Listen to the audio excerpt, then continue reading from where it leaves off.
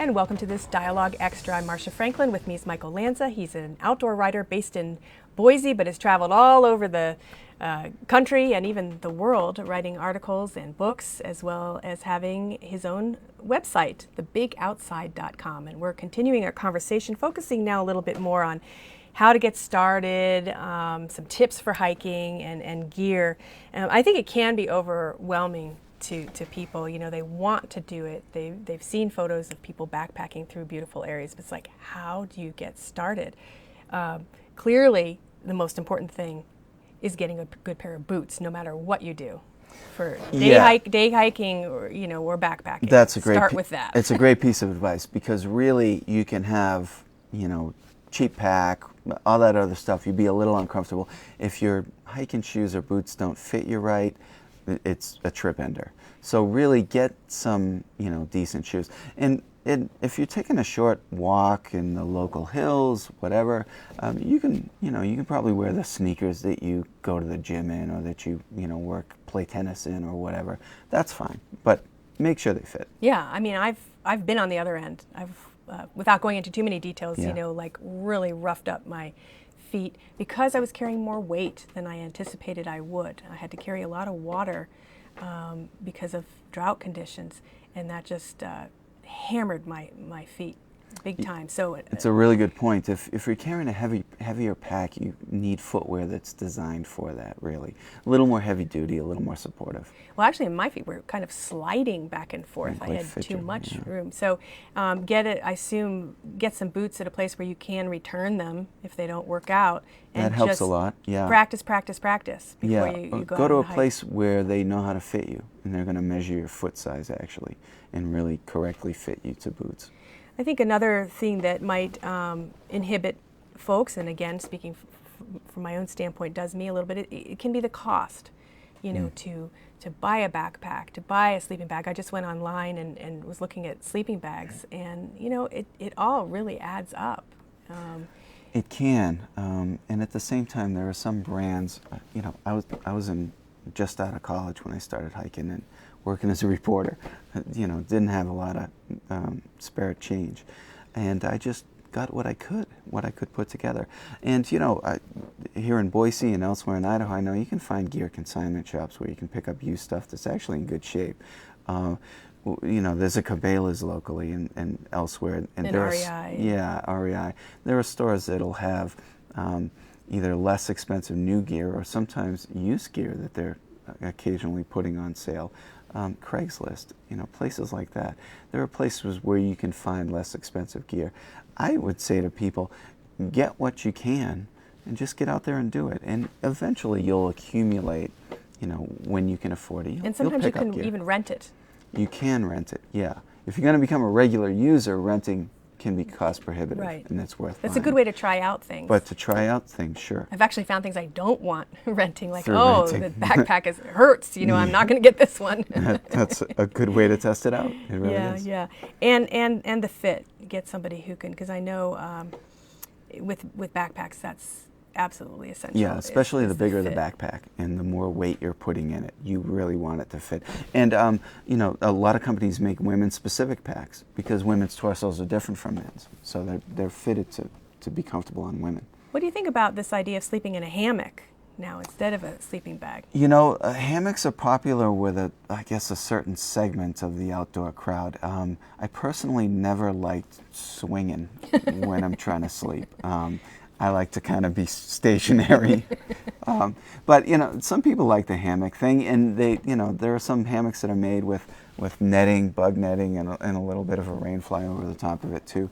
I'm either a tent person, or if I know it's going to be dry and not buggy, I'll sleep outside the tent. I've even seen now sleeping bags that are just like outfits that you can lie down in. So that basically it's like putting on a coat. Yeah, I've tested out some of those, and I'm testing out another one now. They're designed to convert into basically like a long down jacket. So you can open up the foot box of the bag and roll it up and clip it so it's below your waist like a long jacket, and it's got arm ports that you can open up with Velcro usually, or a zipper, and wear it like a jacket with a hood, which is great.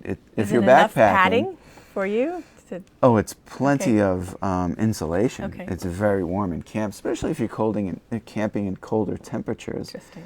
And you don't have to carry a down jacket. And then you for can your just backpack. get up and walk around in it. It's actually great. When you have to first get out of your bag in the morning on a cold morning, that's the most difficult thing, right? Just like roll the bottom of it up, put your boots on, and step outside the tent. One other thing I want to mention, and the internet has helped this situation, is that there are many groups out there, hiking groups, Yeah. that you can join. I know that's been helpful for me because then you get the combined wisdom of everybody in the group. Yeah. Now, sometimes they can be a little bit challenging because the people have been hiking for a while and you're trying to keep up with them, but they are a reservoir of information and gear too that they can lend you. My mom's an avid hiker. She lives back east, but she's not the sort of person who's confident either in her map skills or finding the way, so she's found a couple different local hiking groups, and she's gotten to know the people. She talked to them before the hikes to make sure that they were going to go at her pace and not leave her behind, and it's been fantastic for her. So she goes out for weekly hikes. She's actually 78 years old. Great. But it's good for a lot of people because not only will you be assured of not getting lost because you've got a group leader, but you can find a compatible group of people that you'll like, folks that you might not meet otherwise, who can teach you a lot of things and give you advice on the packs that they've used and liked or the boots that they've used and liked. You mentioned map reading. Is having some knowledge of map and compass still advisable if you're going to be out hiking, or can you just depend on, a GPS if somebody has it in the group, or you can afford one, or downloading maps to your phone? Well, no, I think you certainly, unless you've got someone with you who has those skills, if you're hiking independently, you want to understand how to read a map.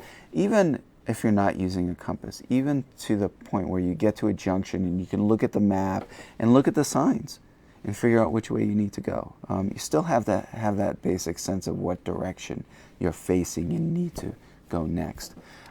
What do you think of these GPS devices, though? I mean, they seem to have revolutionized everything. It's not just hiking or biking, and people have a comfort level with them. I think technology is good. That you can get apps to measure how far you're walking on your phone. I even used one in the Sawtooth once. I was amazed that I still got the coverage back there. Yeah, I have no objection to good technology, and in fact, I've been on more serious trips where you're on. We've been on a glacier and a whiteout, and absolutely had very advanced type of stuff. No idea what direction we're facing. A couple of times it was such a severe whiteout that I got disoriented and was standing still but fell over because there's no sense of where the ground is when you're on snow in a whiteout in a glacier. A GPS got us to where we needed to be. So that was kind of a critical piece of gear. It's not a critical piece of gear usually when you're hiking because usually you're in good You're weather on a trail or that's signed. Yeah, a trail that's well marked and has signs and What whatnot. about carrying your phone? Do you think that that's a good idea now, so that you can dial 911 if you need to? If I know I'm hiking in a place where I'll have phone service, which is not the case in many parts of Idaho, even on roads, right? But in the wilderness, it's not usually the case that you'll have phone service. Although you can sometimes ping a 911 out of there. Or be able to even send a text Right. with a very weak signal. I mentioned in taping the previous show that I was in the Tetons just a week ago, and there are many spots in the Tetons actually where you can pick up a phone signal. And if you have an emergency, you'll want to have that phone. Don't count on it if you're in a place and know whether you'll have reception, because you may not. Yeah, and you're not a purist. You don't think people should leave all their devices at No, home? I've been doing this for 30 years, and I've actually had a few situations that were emergency situations. And if you have that happen one time, you will be thankful if you can communicate with the outside world. I like a couple of the other tips that you mentioned in your guidebooks, which, by the way, we'll link to on our website. And that is prep your car, make sure that your car is in working order. Sometimes, and you read these articles about people that go out to have a family time in the backcountry. their car gets stuck, or they come back to their car and the car isn't working. Right. So it's critical, especially in this region with the changeable weather and the roads the way that they are, to Right. take a good car and to make sure you've had it looked over, the tires, the everything, before you go someplace. Yeah, It's gonna have a be- real spare in the car. You might need a shovel to shovel snow or sand. Yeah, I've had that happen. Yeah, absolutely. Good tires. Before I take a long trip, I actually take my car into the garage and make sure I've got an oil change. They're going to check all the fluids, etc. We have real wilderness in Idaho, and many of the roads to access those wilderness trailheads may be 20, 50, 40 miles long. Very remote, rugged, gravel roads. Many of them are passable to cars, but find out beforehand, Right. because some of them are strictly high clearance four-wheel drive vehicle roads. And another, just seems like a basic tip, but so important, tell somebody where you're going Yeah. and when you expect to be out. I Yeah. know I interviewed at this outdoor show, Aaron, I'm trying to think of his last name. Unfortunately, he had to use a knife to free himself. Oh when yeah, he fell. famous story. Yeah, Right. and he said, I just should have told somebody where I was going. Yeah, yeah. Something as simple. He carries a beacon now, or And is that he what it's was, called, emergency beacon? yeah, personal locator Yeah, beacon. which is because he goes so you to can such send a dangerous signal. places. Right. But he didn't tell anybody where he's going. Yeah, let people know, because the response time, I think he spent 2 or 3 days in Ralston, a I canyon think is his trapped. last name, Yeah. 2 or 3 days trapped in a canyon. Yes, he did. And nearly died. But even on, even something as, I once broke a bone in a foot, coming down off a mountain climb in the Tetons. And had I, I had a friend with me, and we were able to get out on our own. But, even in a situation like that, where you could probably call someone, even when you can make immediate contact, the response time is probably hours. That's right. If you're a day's walk from your car, or more than that, it's multiple days response time. That really can be the difference between survival and not surviving.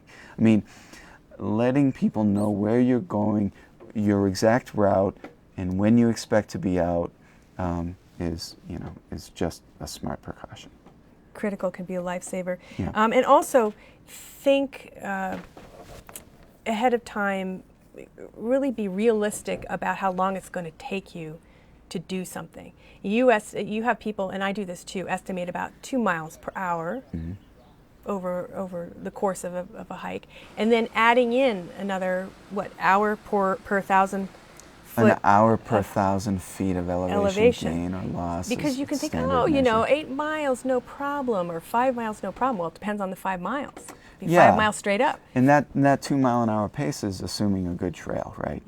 If it's a very rugged trail or not a trail, if you're hunting, and you're walking just cross country off trail, your pace might be a mile an hour or slower. So yeah, it's not necessarily going to be the same when you go into a place like the Sawtooths as hiking trails in the Boise foothills or trails near your home.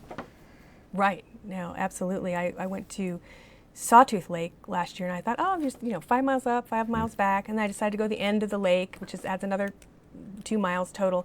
And by the time I was done, it was 13 miles, Yeah. and I was limping out. I mean, And a few thousand feet. Yeah, It's a rugged hike. It was a little too much. Good lesson learned. I wasn't that far away.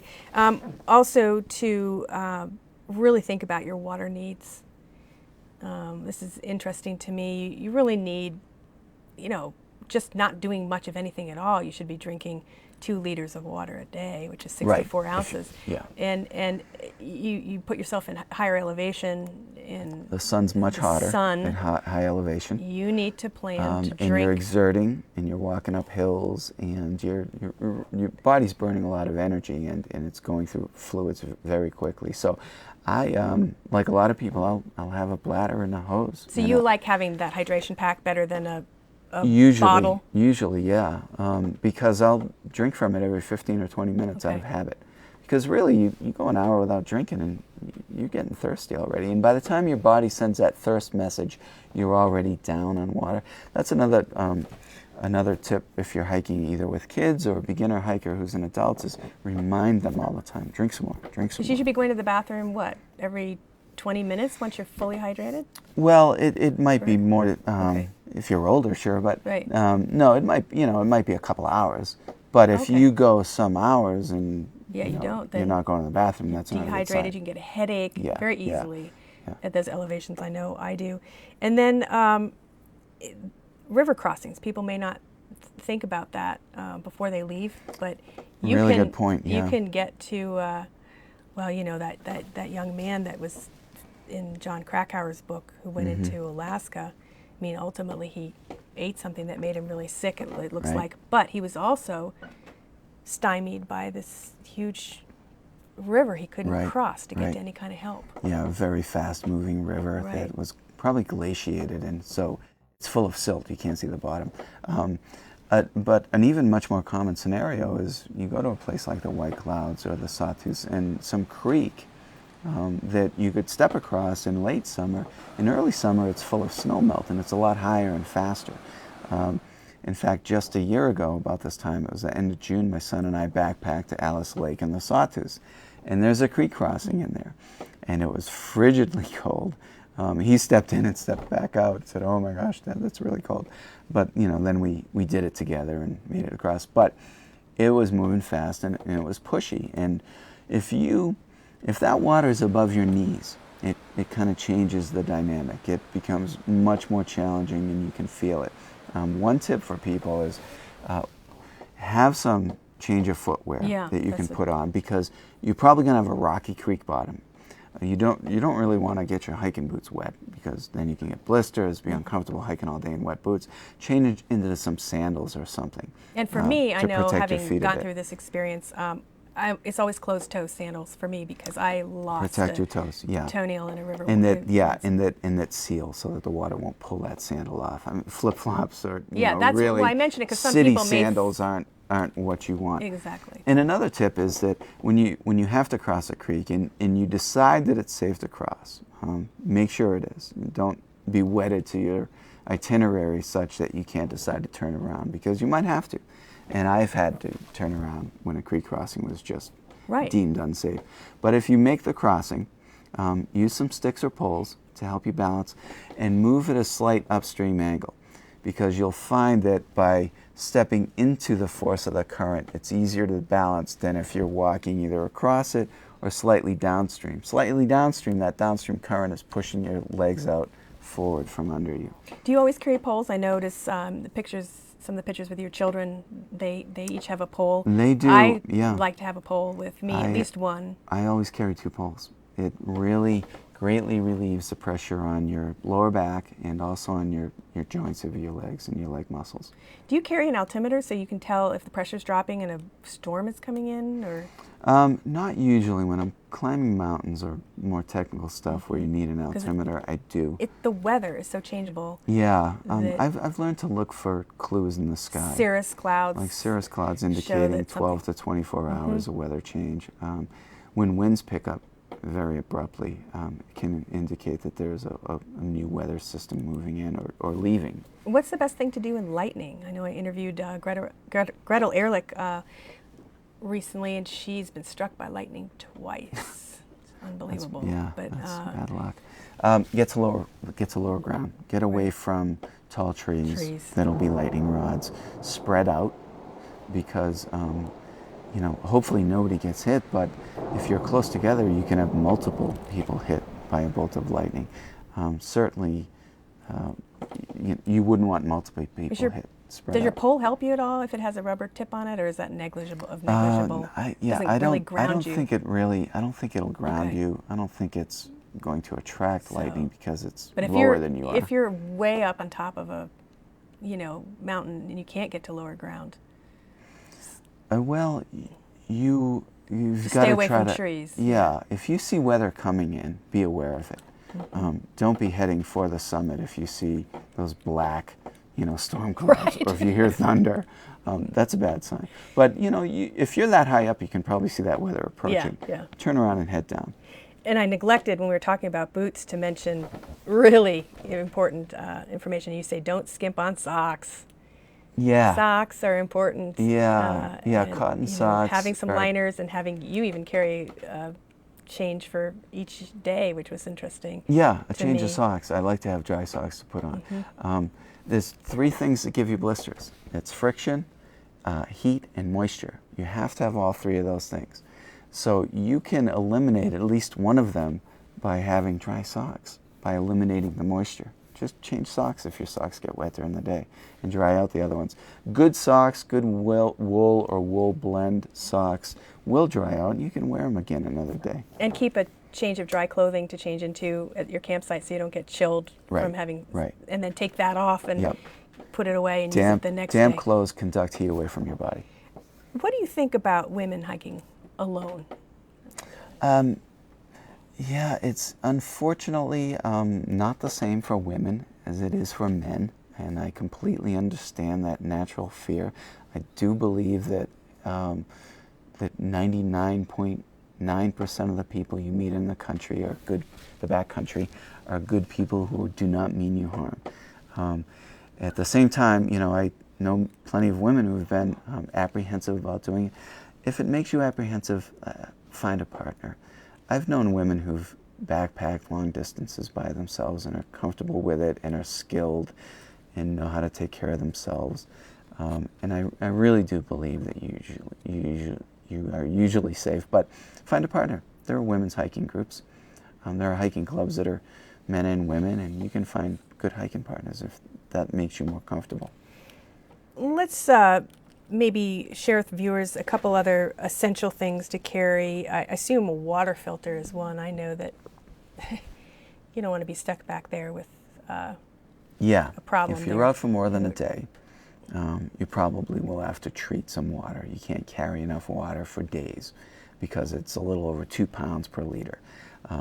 So there are numerous types of water filters out there, from traditional pump filters to gravity filters, where you just fill a bag, hang it from a branch, and it drains through the filter into a clean bag, which is great. It's really convenient. You can, use different types of drops that are chlorine-based. I usually take a water filter, and then if that's going to silt up, I take iodine Right, with me iodine as a or backup, chlorine-based. or chlorine. Right. Yeah. A knife, obviously, is important. A headlamp. I think some people, including me, can get so fixated on our clothing and making sure we have enough layers Right. that we forget some of these kind of little small but essential items, a first aid kit, Yeah. Yep. Extra batteries or whatever for your headlamp, toilet paper. Which is handy.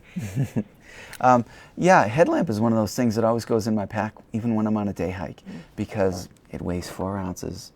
Many of them are rechargeable now, so you don't need to carry batteries. You charge it up before you leave home, but you just never know. I've been delayed a lot later than I expected to be at times, and it's hard to walk in the dark. With a group, I know I always bring earplugs. If I'm camping with a group, I do carry earplugs. I like sleeping. Maybe something to help you sleep. How often should you carry bear spray? It depends Most where you're often, going. or just mostly in glacier and. Yeah, whenever I'm hiking in grizzly country, I carry bear spray, and others in my party, adults, carry bear spray too. And I think another tip that you have in your book, which I liked, is if you're going with a group, talk about what each person is carrying so that you don't end up with 8 water filters. Right. It's a very good point because this stuff's heavy, and you want your backpack to be as light as possible. It really makes a difference in your enjoyment of hiking when you're backpacking. So you don't need to have several water filters. You don't need to have multiple cook kits and stoves. There's a lot of stuff that you can share. But the other thing to communicate about is to make sure you do have the essential stuff. Somebody's got a first aid kit. Somebody's got lighters or matches. The water filter. You want to make sure you you also do want have to make that sure stuff the in your group. opposite doesn't happen, where everybody thinks Somebody Joe else has brought it. it. Right. And Right. there's no lighter in the Yeah. end. And be familiar with leave no trace principles before you leave. Yeah, very important. And readily available information online, and at the parks that you're visiting usually. In fact, in any national park and many other state parks sometimes where they have people on duty, they will go over with you the rules of camping in the backcountry so that you're not leaving an imprint. I assume one of the best things you can take with you is a positive attitude, because you are going to encounter things that are Yeah. difficult at times. You know, it makes me think of a story that I love to share. When we backpacked with our kids in Glacier National Park, they were 9 and 7, and on our last day, it rained all day. We hiked for hours in a cold, kind of miserable rain, you know, wearing rain jackets, we were well dressed, we stayed warm, we drank and stopped to snack and whatnot. But at one point, my 9-year-old son, you know, he's a kid, talk about lessons that kids bring from the backcountry, and adults too. I asked him how he was doing. He said, you know, on a day like this, I think about some of the worst experiences I've had, and I think, okay, this rain isn't that bad after all. And what a great lesson to draw from it. I think though, whether you're a kid or an adult, these experiences really translate to life. You know, I've had times in, you know, my work life where, you know, you're just having a bad day and you can think, well, it's not as bad as that time lightning was flashing all around me on that mountain, really, you know. And it doesn't cost anything to pack. No, it doesn't cost anything. Or there's no weight to it. Well, great. Well, thanks for staying and sharing some extra tips for hiking and some gear tips with us. I really appreciate that. You've been listening to Michael Lanza. He's a Boise-based outdoor writer. He's got many, many articles to his name in magazines like Backpacker Magazine and Outside. Has also written several guidebooks and a book called Before They're Gone. He has a website called thebigoutside.com, which we'll link to on our website, the Dialogue website. To check that out, just go to idahoptv.org and click on Dialogue. For Dialogue, I'm Marcia Franklin. Thanks for tuning in.